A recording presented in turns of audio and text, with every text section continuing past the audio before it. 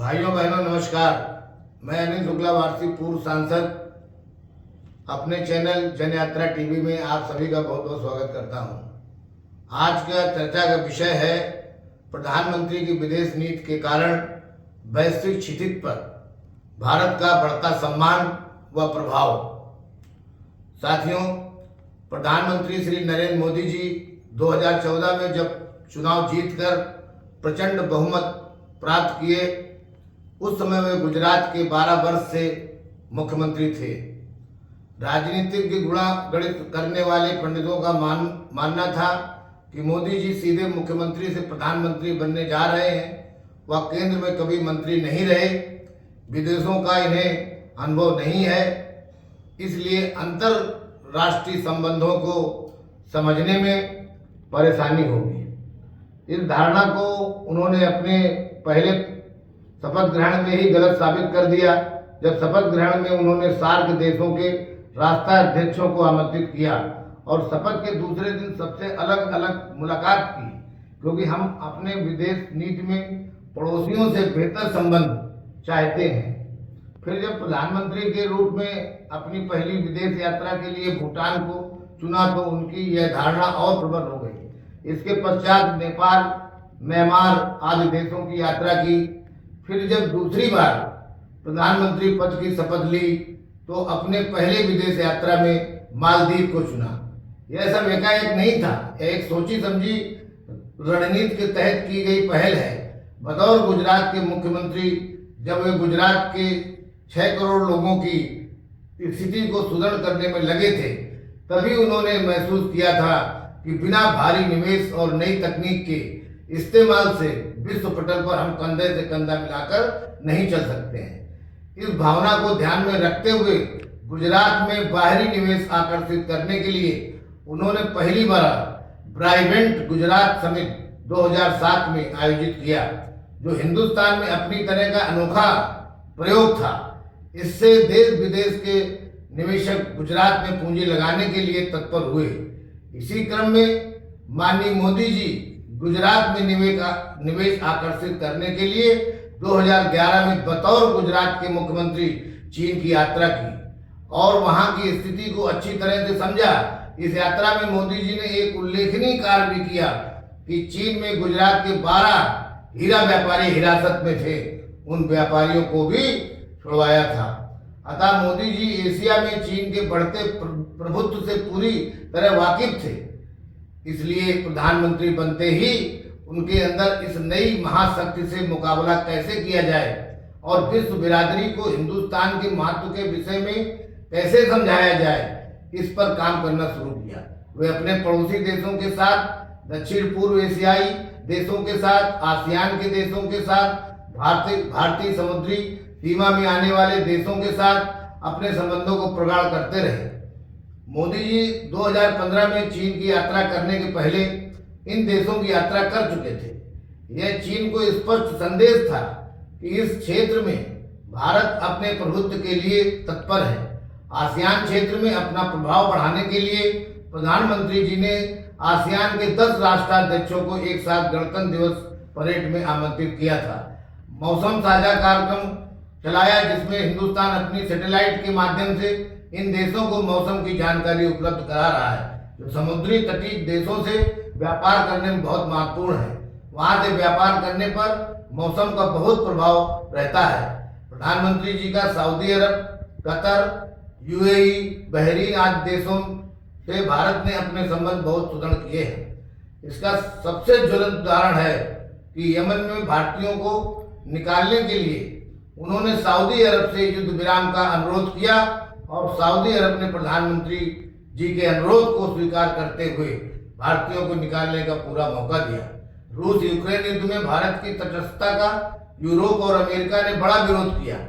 America ने यहाँ तक कहा कि भारत की तटस्थता अमेरिकी प्रतिबंधों के प्रतिकूल है। यही नहीं, क्वाड देशों में ऑस्ट्रेलिया ने भारत के तटस्थ नीति की निंदा की। इन सब के बावजूद भारत ने राष्ट्र हित में अपनी तटस्थ नीति का पालन किया। संयुक्त राष्ट्र सुरक्षा परिषद में रूस के विरुद्ध लगाए गए प्रस्तावों के खिलाफ मतदान में भाग न लेकर अपनी तटस्थ रणनीति पर कायम रहे। वैश्विक परिवेश में भारत अब ज्यादा जिम्मेदारी निभाने को तैयार है। इसमें जलवायु परिवर्तन, काले धन एवं आतंकवाद का मुद्दा प्रमुख है। भारत को अपने विश्वसनीयता बनाए रखने के लिए अपनी ताकत भी दिखानी पड़ेगी। इस दिशा में हमारे माननीय प्रधानमंत्री जी द्वारा भारत को रक्षा उत्पादन में आत्मनिर्भर बनाने का प्रयास उल्लेखनीय है। मोदी जी अपनी विदेश नीति में सामरिक महत्व के मामले में पूरी तरह स्वतंत्र निर्णय लेने में माहिर है। वे किसी भी पक्ष के दबाव में नहीं आते, चाहे वह पुलवामा हमले के बाद एयर स्ट्राइक हो या फिर धारा 370 को हटाने का मामला हो। इन दोनों मुद्दों पर विश्व बिरादरी को समझाने में अपने कूटनीतिक कौशल का परिचय दिया और सभी प्रमुख राष्ट्रों से अपनी निकटता बनाए रखी। रूसी S-400 डिफेंस मिसाइल खरीदने मामले में अमेरिका विरोध को नजरअंदाज करते हुए यह सौदा किया और उन्होंने यह सिद्ध कर दिया कि राष्ट्र हित में निर्णय लेने के लिए वह पूरी तरह स्वतंत्र है। वर्ष 2014 से संकट में फंसे भारतीयों के कई अभियान चलाए गए। वर्ष 2016 में सूडान में ऑपरेशन संकट मोचन, 2018 में यमन में ऑपरेशन विस्तार, अफगानिस्तान में ऑपरेशन दैवी शक्ति, कोविड महामारी के दौरान ऑपरेशन वंदे भारत मिशन के तहत 7 मिलियन भारतीयों को वापस लाया गया। हाल के वर्षों की कूटनीतिक उपलब्धियां इस बात को रेखांकित करती हैं कि मजबूत नेतृत्व द्वारा कितना कुछ किया जा सकता है। इस उप महाद्वीप के लोगों से हम बेहतर ढंग से जुड़े हैं। दक्षिण पूर्व एशिया के साथ अपने संबंधों को व्यापक किया है, खाड़ी देशों के साथ संबंधों को व्यापक किया, मध्य एशिया के साथ भागीदारी की, अफ्रीकियों के साथ संबंधों को गहरा किया। विश्व राजनीतिक चरम पर भारत सभी प्रमुख शक्ति केंद्रों के साथ एक साथ प्रभावी ढंग से निपट रहा है। अंतर्राष्ट्रीय संगठनों में हमारी निरंतर जीत होती जा रही है। सबसे बड़ी जीत है अंतर्राष्ट्रीय न्यायालय में प्रधान न्यायाधीश की नियुक्ति। इसमें भारत ने ब्रिटेन के प्रतिनिधि को रिकॉर्ड मतों से हराया और भारत अब अंतर्राष्ट्रीय न्यायालय का अध्यक्ष 10 वर्षों तक बना रहेगा। वैश्विक एजेंडे को प्रभावी ढंग से आकार देना एक उभरती हुई शक्ति के लिए बहुत बड़ी उपलब्धि है। प्रधानमंत्री जी ने अपनी विलक्षण जोश एवं ऊर्जा के साथ इस उद्देश्य को पूरा किया है। फिर चाहे वह G20 सम्मेलन हो, क्वाड शिखर सम्मेलन हो, संयुक्त राष्ट्र महासभा हो, सब जगह इसका असर दिखाई देता है। संयुक्त राष्ट्र संघ में प्रधानमंत्री जी ने आतंकवाद से लड़ने को एक वैश्विक प्राथमिकता बना दिया और इस चुनौती पर विजय प्राप्त कर ली। जबकि भारत की व्यक्तिगत लड़ाई के रूप में माना जाता था, G20 सम्मेलनों में काले धन और कर चोरी को सुर्खियों में ला दिया। पेरिस और ग्लासगो के जलवायु परिवर्तन सम्मेलनों में इन्होंने जलवायु न्याय का नेतृत्व किया व सौर ऊर्जा संगठन की भी स्थापना की। साथियों, कोविड टीका मैत्री कार्यक्रम चलाकर उन्होंने दुनिया के तमाम देशों में कोविड टीका भेजा।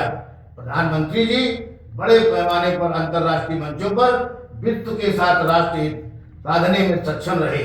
उन्होंने बार बार कहा है कि हम वास्तव कुटुंबकम, पूरा विश्व एक परिवार के सिद्धांत पर चल रहे हैं। पूरी दुनिया में जहाँ कहीं भी मानवीय मूल्यों को बचाने में मदद की आवश्यकता पड़ी, उन्होंने इसे पूरा किया। 2014 में ऑपरेशन नीर के तहत मालदीव में पीने का पानी भेजा। 2015 में यमन में गृह युद्ध में फंसे लोगों को बचाया। नेपाल में भूकंप पीड़ितों को मदद की। 2017 में बांग्लादेश में रोहिंग्या के लिए सहायता भेजी और 2018 में सुनामी के दौरान इंडोनेशिया मदद भेजी। अफगानिस्तान में खाद्य संकट के समय गेहूं की आपूर्ति की गई। मोदी जी की जब 2014 में ऐतिहासिक जीत हुई तो जो अमेरिका उनको बतौर गुजरात के मुख्यमंत्री वीजा देने से मना कर दिया था, वहां के तत्कालीन राष्ट्रपति बराक ओबामा ने बधाई देने के लिए फोन कॉल किया और मोदी जी को वहां आने का निमंत्रण भी दिया। मोदी जी सितंबर में वहां की यात्रा पर गए। 28 सितंबर 2014 को न्यूयॉर्क के मेडिसन स्क्वायर गार्डन में प्रवासी भारतीयों के एक सम्मेलन को संबोधित किया, उनसे जुड़ाव किया और यह कार्यक्रम एक इतिहास बन गया। साथियों, जर्मनी की चांसलर एंजेला मार्केल ने अपनी कंट्री रिट्रीट में ग्लास मेसेन वर्ग में शिंजो आबे ने या मानासी में अपने व्यक्तिगत आवास पर ब्रिटेन के प्रधानमंत्री डेविड कैमरून ने, चेकर्स में रूस के राष्ट्रपति पुतिन ने, सोची में प्रधानमंत्री का स्वागत किया। कुछ राष्ट्रों ने उन्हें अपने सर्वोच्च पुरस्कारों से सम्मानित किया। विशेष रूप से सऊदी अरब, संयुक्त अरब अमीरात, फिलिस्तीन, रूस, मालदीव, बहरीन, अमेरिका तथा भूटान। हाल ही में फ्रांस ने प्रधानमंत्री जी को अपने सर्वोच्च राष्ट्रीय सम्मान के साथ सम्मानित किया है। साथियों, प्रधानमंत्री मोदी जी उपहारों के आदान प्रदान में भी व्यक्तिगत रुचि लेते हैं। उनका चयन वो खुद करते हैं और विशेष रूप से हमारी विरासत के बारे में बताने वाली वस्तु अथवा हमारे इतिहास के यादगार को प्राथमिकता देते हैं। 2015 में गणतंत्र दिवस परेड के मुख्य अतिथि के रूप में जब बराक ओबामा आए थे तो राष्ट्रपति ओबामा को दिसंबर 1946 की संविधान सभा में पढ़े गए एक अमेरिकी टेलीग्राम की प्रति भेंट की थी। राष्ट्रपति पुतिन को मार्शल आर्ट में उनकी रुचि को देखते हुए कलरीय पट्टू का एक सेट भेंट किया गया था। फ्रांस के राष्ट्रपति मैक्रो को अंतर्राष्ट्रीय सौर संगठन के संस्थापक सम्मेलन में पारवंश के सूर्य की प्रति भेंट की गई थी। एक जिसने सबसे गहरी छाप छोड़ी वह थी ऑस्ट्रेलिया के जॉन लॉक का जून 1854 का न्याय स्मारक, जो झांसी की रानी लक्ष्मीबाई की ओर से ईस्ट इंडिया कंपनी के विरुद्ध उनके संग्राम का था, जिसको प्रधानमंत्री टोनी अवार्ड को दिया गया था। दूसरा उदाहरण, प्रधानमंत्री जी ने अपने 5 प्रण में एक प्रण विरासत की गर्व को कहा है। अभी जब जून में अमेरिका की यात्रा पर गए थे तो 22 जून को व्हाइट हाउस में इनका स्वागत वहां के राष्ट्रपति जो बाइडेन और उनकी पत्नी ने किया। अमेरिका के राष्ट्रपति उस समय 80 वर्ष के हुए थे। मोदी जी ने उनको एक पूर्ण चंद्रमा की चांदी की आकृति भेंट की, साथ में वेद की ऋचा लिखी एक पांडुलिपि दी, जिसमें कहा गया था कि जब व्यक्ति 80 वर्ष का पूरा करता है तो अपने जीवन में 1000 बार पूर्ण चंद्रमा का दीदार कर चुका होता है। अपनी विरासत को संजोए हुए इतना हृदय स्पर्शी उपहार, इस भेंट को स्वीकार करते हुए राष्ट्रपति एवं उनकी पत्नी दोनों लोग भाव विभोर हो गए थे। शिष्टाचार एवं उपहार गंभीर कूटनीति के लिए अधिक महत्वपूर्ण मामलों के विचार विमर्श में सुविधा उत्पन्न करते हैं। यह व्यक्तिगत संबंधों का परिणाम है कि सऊदी अरब भारत का राजा यमन से भारतीयों को निकालने के लिए 1 हफ्ते का युद्ध विराम कर देता है। भारत के कोटे में हज यात्रियों की बढ़ोतरी, आबू धाबी में हिंदू मंदिर का निर्माण, कतर से कम कीमत पर गैस की आपूर्ति, रूस से असाधारण सुरक्षा उपकरणों की आपूर्ति असाधारण उपलब्धि है। सच कहा जाए तो एक जोरदार और संवादात्मक नेता से बहुत फर्क पड़ता है। इस बात से इनकार नहीं किया जा सकता कि विश्व मंच पर प्रधानमंत्री मोदी जी का बड़ा दबदबा है। इनकी नीतियों और पहल को प्रभावी रहते ही, परंतु एक व्यक्तिगत सम्मान भी होता है जो दूसरे के रवैये को प्रभावित करता है। उनकी भाषा, पहनावा, दिखावट, तौर तरीका और उनकी आदतें, यह सब एक महान व्यक्तित्व को परिभाषित करते हैं, जिसको विश्व बिरादरी पहचानने लगी है। प्रधानमंत्री जी वैश्विक स्तर पर अपनी बात बड़े ही प्रभावशाली ढंग से रखते हैं। उसी का परिणाम है कि हमारी छवि बेहतर हुई है। इसमें अधिकतर परिवर्तन मोदी जी के नेतृत्व के कारण आया है। उनके 20 साल का सार्वजनिक जीवन का अनुभव हमारी विदेश नीति को व्यापक रूप से पुनः सक्षम बनाने में मदद किया है। सितंबर 2023 में G20 देशों के राष्ट्राध्यक्षों का सम्मेलन प्रस्तावित है, जिसकी भव्य तैयारी 1 साल पहले से शुरू हो गई है। इस क्रम में प्रगति मैदान नई दिल्ली में भारत मंडपम नाम का ऑडिटोरियम, जो दुनिया का सबसे बड़ा ऑडिटोरियम है, बनकर तैयार हो गया है। G20 राष्ट्राध्यक्षों के सम्मुख मोदी जी अपनी मेहमान नवाजी और भारत की उत्कृष्ट संस्कृति को दिखाने के लिए उत्साहित हैं। बहुत बहुत धन्यवाद। यदि हमारा चैनल आपको पसंद आया हो तो इसको लाइक सब्सक्राइब करें, अपने साथियों को ज़्यादा से ज़्यादा भेजें और उनसे भी लाइक सब्सक्राइब करने के लिए कहें। आपका भाई अनिल शुक्ला, वार्षिक पूर्व सांसद। Thank you very much.